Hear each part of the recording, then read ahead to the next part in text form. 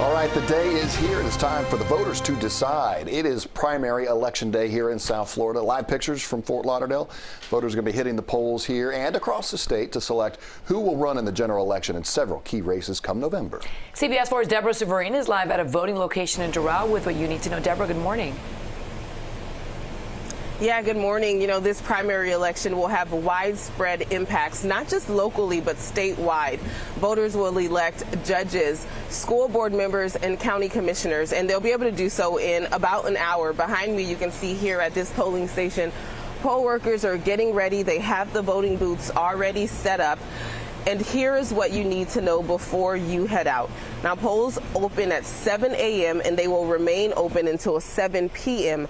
You will need to bring a photo ID with a signature. Now, that includes a driver's license or ID card, a passport, debit or credit card. And Florida is a closed primary election state, so that means you can only vote in your registered party's primary.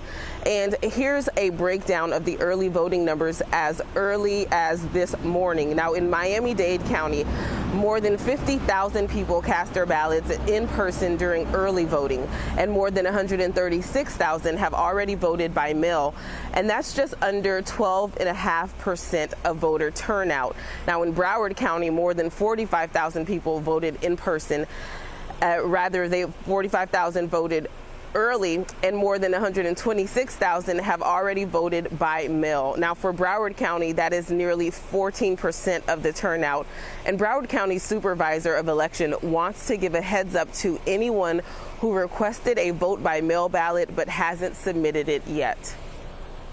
There's still a lot of vote by mail ballots out there. You cannot take that with you. You can go vote in person. For the people who requested a vote by mail ballot, you can go vote in person if you want to, as long as you haven't already voted by mail. But you cannot take that vote by mail ballot and expect to just drop it off at a polling place, because that's not allowed in the state of Florida. Now, if you do still have your mail-in ballot and you do not plan to vote in person, you can still submit your mail-in ballot, but you have to drop it off at a supervisor of elections office, and you have to do so by 7 o'clock tonight. We're live in Doral. I'm Deborah Souverine, CBS 4 This Morning. All right, Deborah, thank you. And one race that is being highly watched right now is the race for the Democratic primary for governor. Charlie Crist versus Nikki Fried. It's make or break time for both candidates vying to replace Governor Ron DeSantis. Crist rallying around his supporters in St. Petersburg. He believes he can beat Ron DeSantis in the fall. What's wrong with Ron? Everything. Everything.